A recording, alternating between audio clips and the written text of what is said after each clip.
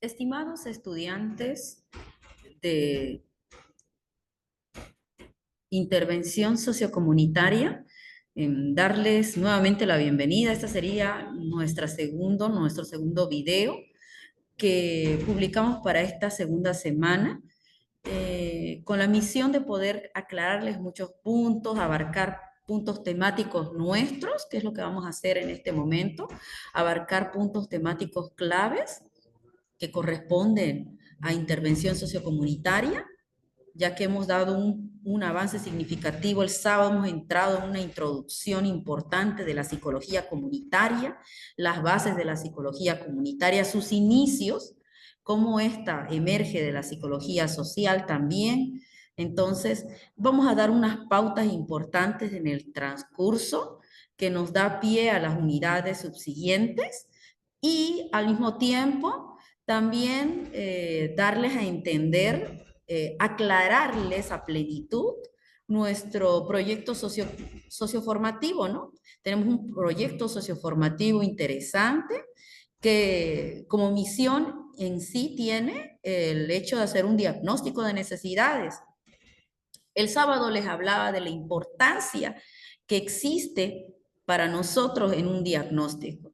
De hecho, una de nuestras unidades que nos involucra con la acción en comunidad, también las técnicas, los métodos, el tema referido a la participación, acción, ¿no? Incumbe como base fundamental para las planificaciones en intervenciones. Pero recalco, no podemos hacer una intervención sociocomunitaria sin antes tener un diagnóstico de necesidades, ¿no? Entonces, cada uno de ustedes va a hacer, y eso nos da pie a poder explicarles, nuestro proyecto sociocomunitario. Vamos a empezar por ahí. Antes de empezar nuestro proyecto sociocomunitario, voy a compartir un poquito, eh, algo que quizás nos quedó nos faltó ajustar, ¿no? Nos faltó ajustar. Vamos a ajustar, vamos a compartir con ustedes un momento.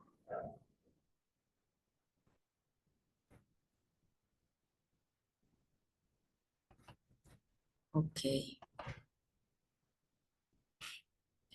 Muy bien, muy bien. Entonces, como les decía, les aclaro, es importante que nosotros entendamos que toda intervención sociocomunitaria requiere previamente un diagnóstico.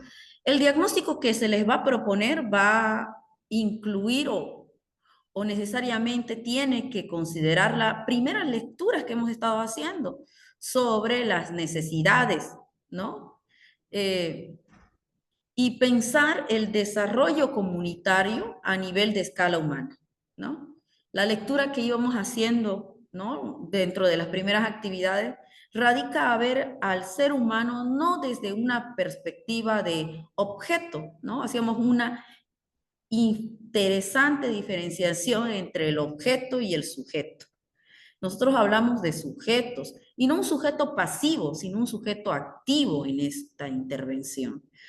Y ese siempre ha sido el gran dilema de las intervenciones: colocar o posicionar a la comunidad, al grupo vulnerable, desde una posición de solo objeto o, en los mejores casos, como sujeto pasivo. Un gran error en las intervenciones es partir del hecho de que nuestras comunidades, nuestros grupos vulnerables, no tienen protagonismo en su propio empoderamiento, ¿no?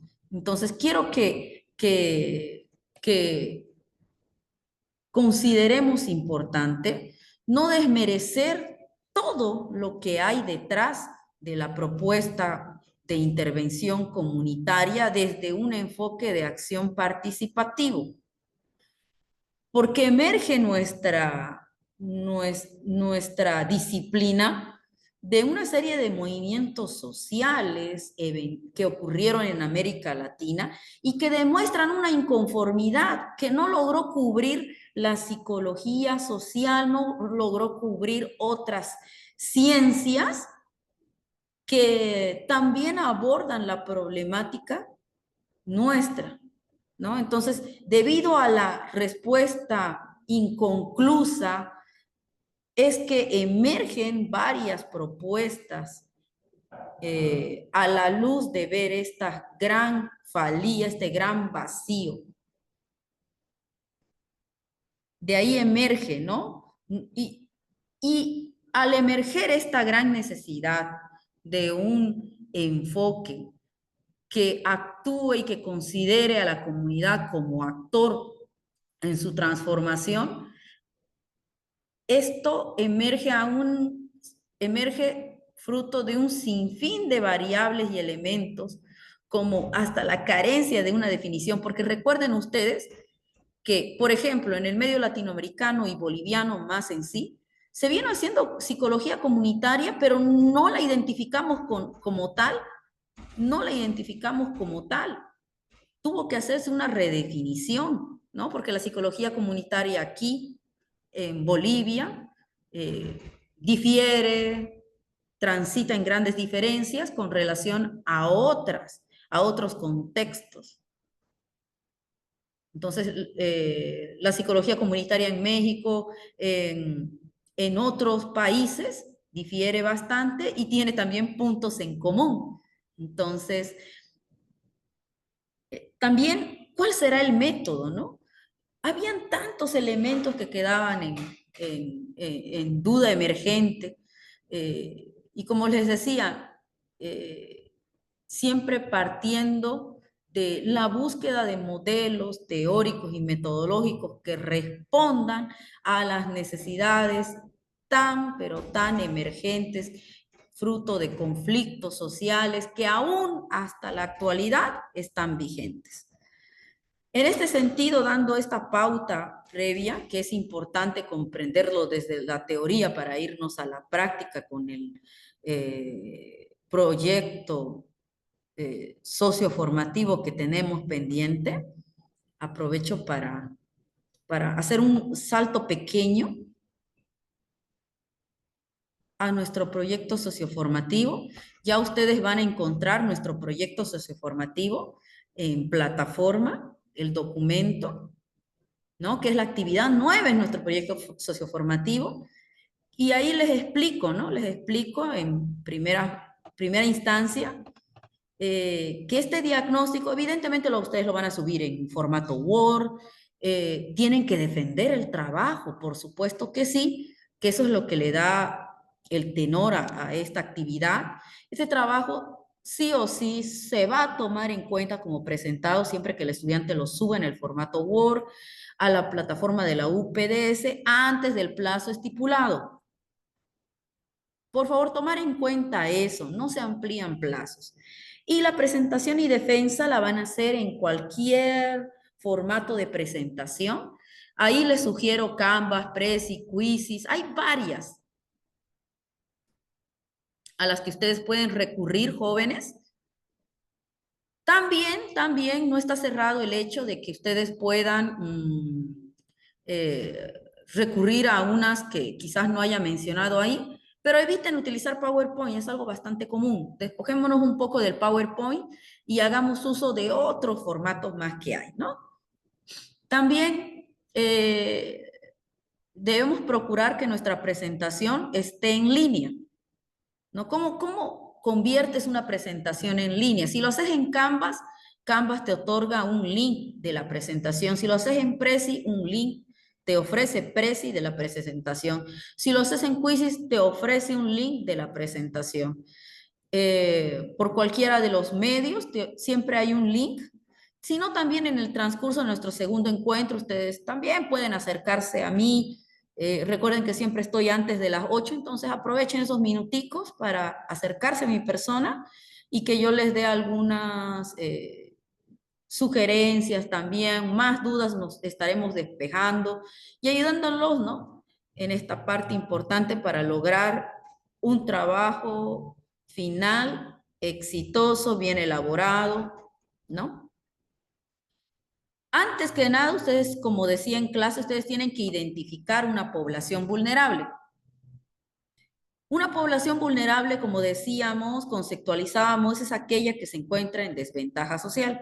Muchos grupos me han escrito a mi personal y me han dicho, este es la población vulnerable donde yo pretendo hacer el diagnóstico y también pretendo hacer eh, el proyecto de intervención. Entonces, me parece muy oportuno, excelente.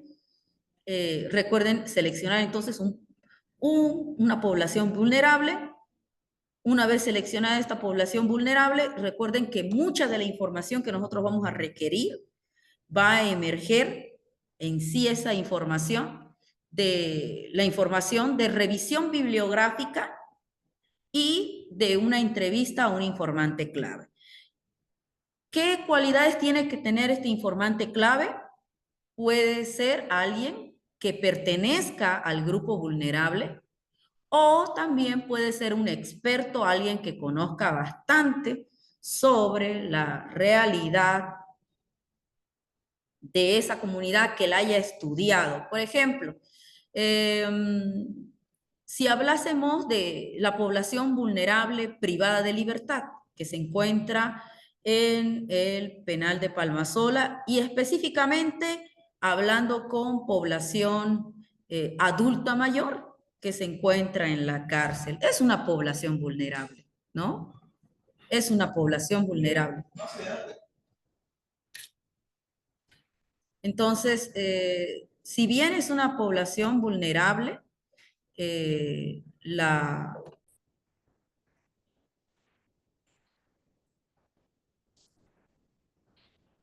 y bueno, una vez seleccionado el grupo vulnerable, es pertinente que nosotros comencemos a estructurar nuestro diagnóstico.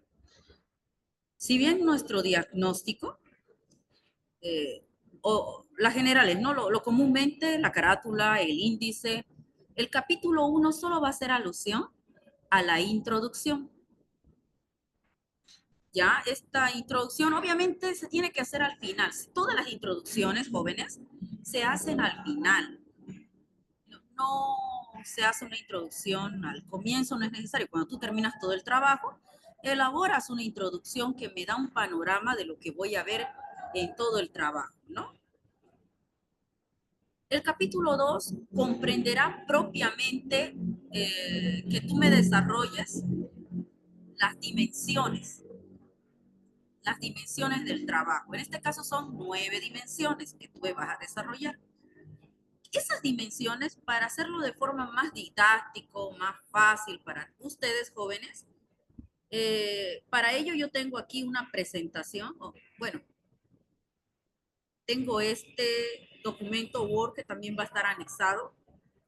En este documento Word, jóvenes, ustedes tienen la estructura para hacer justamente el apartado que hace un momento vimos. Este apartado que dice dimensión, subsistencia, protección, afecto, lo que tú tienes que hacer es en realidad hacerme este cuadro. Si tú logras culminar este cuadro exitosamente, estarías respondiendo a todos los incisos. Ya todos estos incisos que tú ves acá, que tú tienes aquí, joven, podés condensarlo en este cuadro. ¿Qué significa? Por favor, coloca este cuadro justo en el punto que señala capítulo 2, desarrollo. ¿Ya? ¿Cómo hacer este cuadro, jóvenes? Este cuadro tiene que rescatar información que tú saques de revisión bibliográfica y también el trabajo con informantes clave. Si bien, jóvenes, nosotros por cuestiones de tiempo, lo óptimo de un diagnóstico es que nosotros hagamos las entrevistas, grupos focales a la población vulnerable. Si tú has escogido privados de libertad, un verdadero diagnóstico debería tomar en cuenta a la población vulnerable privada de libertad, en este caso, población vulnerable privada de libertad adulto mayor, digamos, es un ejemplo, ¿no? Entonces tú tenés que tomarla en cuenta haciendo un grupo focal, sustrayendo la información vital que nos ayuda a hacer un diagnóstico de necesidades. Siempre sugiero a los estudiantes que, bueno, en la práctica laboral es donde nosotros, por lo regular, nos piden líneas base, ¿no? Diagnósticos, ¿no? Para poder intervenir. Entonces, este cuadro se reformuló en base a la teoría sobre necesidades que estipula Mafnich en el libro Escala, ¿no? Escala de desarrollo. Nos, nos estipula la presencia de necesidades, ¿no? De necesidades que se deben de cubrir.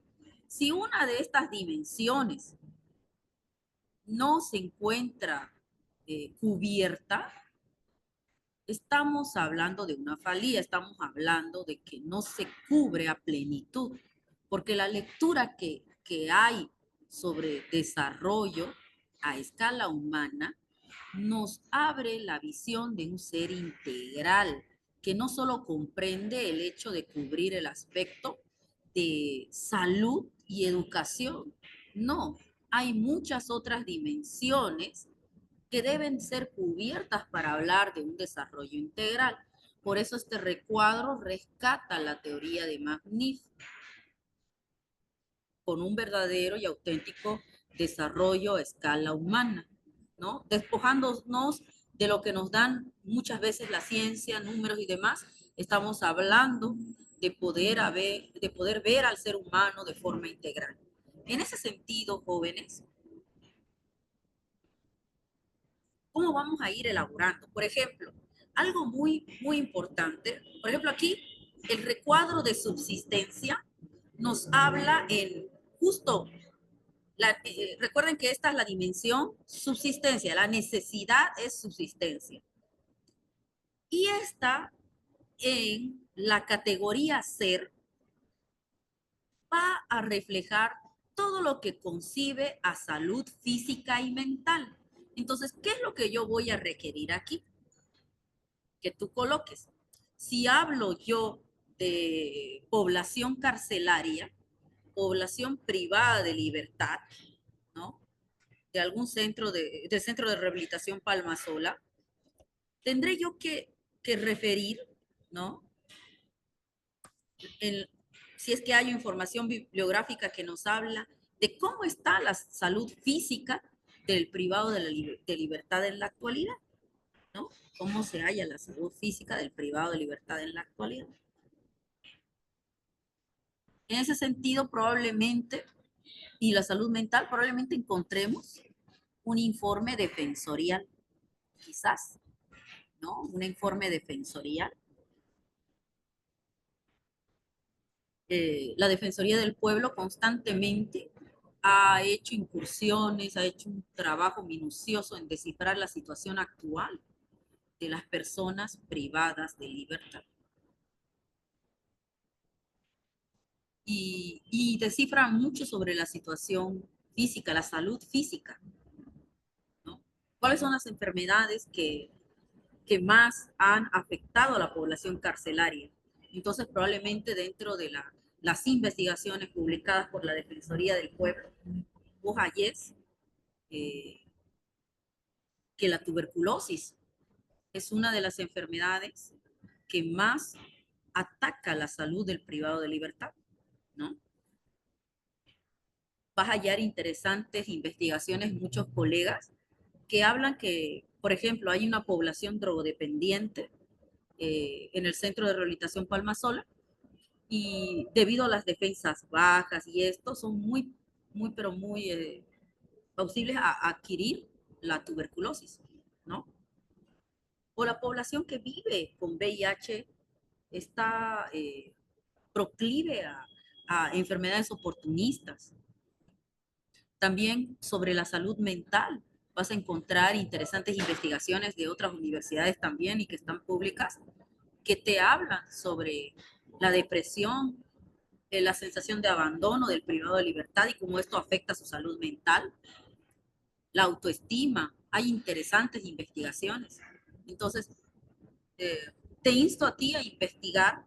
Hay muchas universidades que han abarcado la temática de la población carcelaria y hablan sobre la salud mental, la salud física. Obviamente, si tú escribes algo con respecto a la salud mental, la salud física, puedes referir datos estadísticos, puedes referir, ¿no? Eh, Interesantes menciones que se hacen, que hablan de la población, lo que te acabo de decir. Y nunca olvides que en cada recuadro tenés que escribir de dónde sacas esa información, de dónde emerge esa información. Bien, entonces también tú tienes que referir ahí de dónde sacaste la información. Nunca te olvides colocar entonces la bibliografía. Si es un libro, evidentemente nos referiremos a, al apellido del autor y el año de la publicación. Si es algo encontrado en internet, por favor colocar el link, ¿ya? O si no lo conseguiste por ese medio, quizás no lo encontraste en internet ni en un libro, pero sí obtuviste la información por un informante clave. A veces ocurre que hay informantes clave que en otros puntos, por ejemplo, en afecto, en entendimiento, hay informantes claves que saben muy bien de la población carcelaria, conocen la dinámica de la población carcelaria, si es que fuera esa tu población vulnerable, digamos. En tener esta alimentación, vivienda, trabajo, entonces, ¿aquí qué vamos a hacer, jóvenes? En cuanto al plano de alimentación, si hablamos de la población carcelaria, la alimentación, ¿qué podemos decir acerca de ello? Por si no lo saben, aquí podemos colocar datos interesantes. La población carcelaria tiene un prediario de 8 bolivianos diarios. Esos 8 bolivianos son invertidos en alimentación que recibe el privado de libertad todos los días. Una alimentación que por lo regular a veces no reúne las condiciones óptimas. Muchos privados de libertad han llegado a, a estar descompensados por causa de la alimentación y por lo tanto muchos de ellos compran sus insumos y demás para poder cocinarse, generar sus propios alimentos.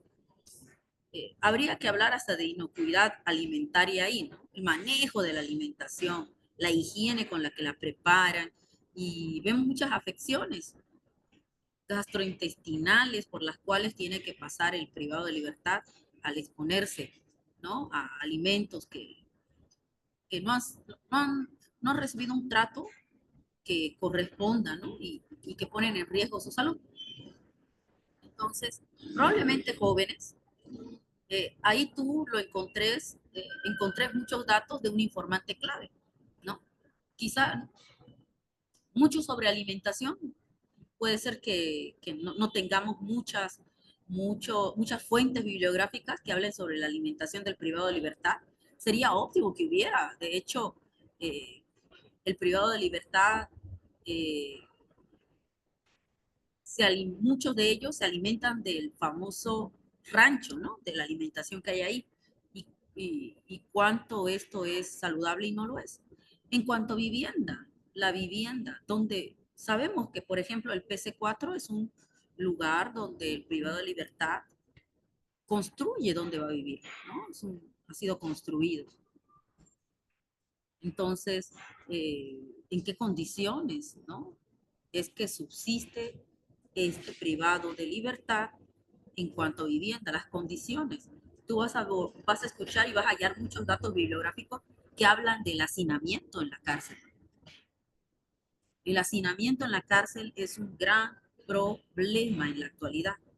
Otro punto, el trabajo. Fíjate acá, el punto trabajo. Palmasola maneja, y todas las cárceles del Estado Plurinacional de Bolivia, maneja este aspecto del trabajo como forma de rehabilitación. ¿Qué significa? Que si un privado de libertad trabaja, por cada día trabajado, esto cuenta por 2 días. Para quienes no sabían eso, entonces El trabajo es concebido como una forma de rehabilitación en la cárcel, pero ¿quiénes acceden al trabajo? ¿Quiénes pueden acudir a un trabajo? ¿Quiénes pueden rehabilitarse por este medio? Son contados, ¿no? Tenemos una población carcelaria que ya está superando los 8.000. Ahora, la población adulta mayor, tenemos que saber la cifra, cuántos de ellos acceden al trabajo, ¿no? Entonces, si te fijas, este cuadro te señala ciertos aspectos, ¿no? Que tú tienes que ir encontrando los elementos que en tu población, la información, e ir rellenando este hermoso recuadro. Tienes que ir rellenando. Por ejemplo, aquí te doy un dato interesante. Fíjate en participación. En participación es, hace alusión a cómo el sujeto, de la, eh, el miembro de la población vulnerable, eh, luego logra participar en espacios donde él pueda ser escuchado. Y en participación, nótalo tú, mira, en, en el estar es las asociaciones, partidos, perdón, asociaciones, partidos, iglesias. Si tú haces una lectura de nuestras cárceles, la cárcel de Palmasola, cada uno de los 13 pabellones carcelarios tiene una iglesia. O sea, la presencia de la fe religiosa en las iglesias es fuerte, porque son un brazo operativo para la rehabilitación. Penosamente, los centros de rehabilitación muchas veces cuentan con 5, 4, 3, ¿no? Psicólogos de planta que trabajan con una población privada de libertad que supera los 5.000. Entonces, penosamente hay pocos funcionarios, psicólogos y demás. Y eso también es un dato interesante porque podemos hablar de que, por ejemplo, las iglesias u otras asociaciones, ONGs y demás son instancias que aglomeran y hacen partícipe ahí en sus espacios a privados de libertad y colaboran con la rehabilitación, ¿no? Entonces, y si no lo hay con tu población vulnerable, va a ser un punto que nos va a llamar la atención y que también más adelante vamos a considerar en el proyecto de intervención. En realidad, este cuadro nos sirve para hacer una lectura integral de la población vulnerable. Entonces, ¿qué es lo que queremos hacer? Una lectura integral de la población vulnerable.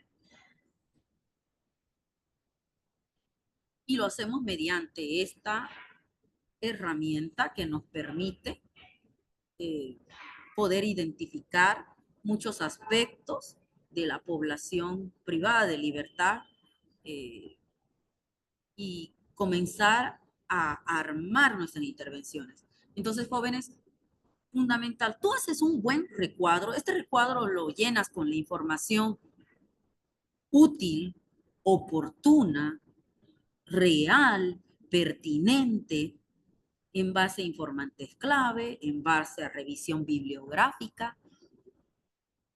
Si tú tienes este recuadro es prácticamente el 70% del proyecto final. Tiene que ser un recuadro que requiera de ti eh, recabar la información pertinente para después nosotros podamos diseñar una intervención que responda a todo este diagnóstico integral, ¿no? Entonces, eh, si tú logras rellenar las 9 dimensiones y de forma objetiva, con la información pertinente, eh, lograr responder a los recuadros y demás, créeme que hacer la intervención va a ser muy sencillo. Vamos a, porque ya tendremos una lectura integral de la población vulnerable, sabremos en qué dimensiones eh, existe cierta debilidad y vamos a focalizar nuestros proyectos de intervención en las dimensiones débiles, ¿no? Y una de las dimensiones débiles, en el caso de la población carcelaria, es la que les acabo de señalar. Una es, perdón, una de las dimensiones débiles es subsistencia. Otra dimensión débil que señalo en población vulnerable como es la carcelaria es la protección, ¿no? Otra probablemente incluya la participación, ¿no? Quiero hacerte notar de que hacer este recuadro nos dará una lectura pormenorizada de la situación con la población vulnerable y de ahí verás tú que armar el proyecto de intervención es supremamente fácil. Entonces, tú haces un buen diagnóstico, el proyecto de intervención será ideal, o sea, exitoso. Tú te es difícil armar este recuadro, tendrás dificultades a la hora de armar tu proyecto de intervención. Entonces, señalarles continuamente, seamos rigurosos en la elaboración de nuestro proyecto, lo mejor que podamos. Hagamos el mayor esfuerzo por reunir la información, porque nuestro informante clave nos dé la información concisa. No se preocupen, estoy para despejar dudas, siempre hay un receso, siempre estamos después de clases, antes de clases. Podemos ir despejando dudas con ustedes en el transcurso de nuestras clases y, eh, y ven que la estructura no es difícil. Luego de que ocurra esto, jóvenes, este recuadro es muy importante en la defensa de sus trabajos finales. Es el recuadro lo que directamente vas a defender. Ese recuadro es el que vas a defender. Bien. Luego está el hecho de que identifiques eh, la necesidad sentida. La necesidad sentida es aquella que experimenta la población vulnerable, ¿no? La comunidad o grupo vulnerable tiene un sentir sobre su necesidad. Por ejemplo, si tú preguntases a la población vulnerable, quizás su sentir de necesidad sea la dimensión subsistencia, donde está la salud. Pero tú haciendo un análisis, llegarás a la necesidad real, que no solamente va a ser la de subsistencia que habla de salud, sino la de participación, sino la de protección, sino la de ocio, ¿no? O sea, ¿qué dimensiones más? A veces uno solamente ve esa dimensión y es la única que ve, pero no ve las otras dimensiones. Y para un desarrollo integral se requiere el desarrollo en sí de 9 dimensiones. De ahí, esto es un pequeño vistazo a las alternativas de solución. Aquí solamente quiero que me coloques 3 ideas, no las desarrolles, solo las mencionas. Esta idea y esta otra idea como solución, ¿ya? Y luego las conclusiones del diagnóstico, las referencias y los anexos. Bien, los anexos, donde podés, no sé, en los anexos, eh, la presentación Canvas, me lo colocas el link en anexos para la defensa de tu trabajo. Si hiciste fichas para recabar la información bibliográfica, puedes colocarme ahí un escaneado de tus fichas, ¿no? O si hay algo interesante que hallaste, por ejemplo, si tú hablas de población vulnerable, sería interesante que me mostres el mapa de Palmasola con la distribución geográfica, perdón, la distribución de privados de libertad. Hay más privados de libertad adultos mayores en el PC4, en el PC3, ¿cómo es? ¿No? Si encontraste unos datos, ¿no?, interesantes, estadísticos y demás, puedes colocarlo en anexos. Y ya luego, jóvenes, viene este proyecto de intervención sociocomunitaria. El resumen ejecutivo es como una introducción, la vamos a comprender así con ustedes. En realidad solo va aquí resumen ejecutivo, ¿ya? Vamos a eliminar introducción. Luego sigue la situación problemática. La situación problemática nos hablará del nudo problematizador que tú has identificado. ¿Y cuáles son esas características de ese nudo problematizador? Entonces, identificas que dentro del penal de Palmasola, que cuenta con más de 9.000 privados de libertad, existen alrededor de 300 privados de libertad adultos mayores que se constituyen en una población vulnerable debido a, y ahí podemos saltar a las características, ¿no? Una población que debido a una condición que es el abandono familiar, una condición que es que debido a la edad acceder a un trabajo dentro de la cárcel se torna dificultoso. Entonces tú vas a ir identificándome, señalando características, ¿no? La justificación, ¿no? ¿Qué mueve en ti el poder hacer este proyecto de intervención?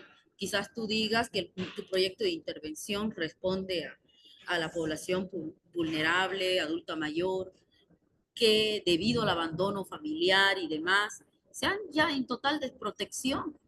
Además de que también las enfermedades por cuestiones de edad y demás, le generan impedimentos de tal índole, de tal índole. Veamos qué justificativo desde la ciencia también tú podrías dar esta investigación, aportar al plano de rehabilitación, quizás. Ha habido muchos enfoques para generar justificaciones interesantes que han hecho estudiantes, así que espero mucho de ustedes.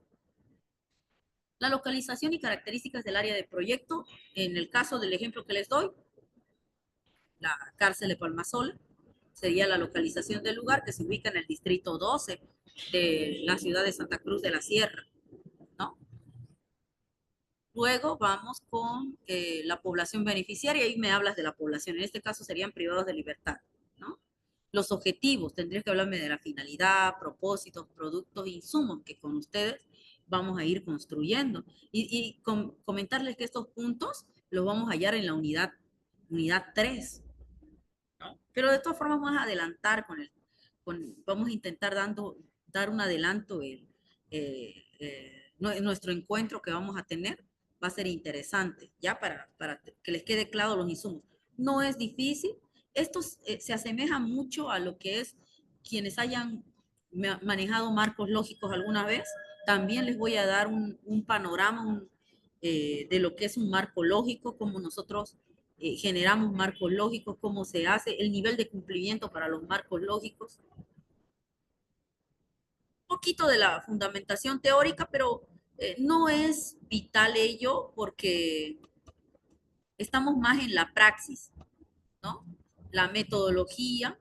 Vamos a avanzar un poco de metodologías para la intervención sociocomunitaria. Es parte del contenido temático que tenemos que llevar. Entonces ahí yo les voy a dar bastantes nociones para esto. Nuestro cronograma de actividades que va a ser por semana.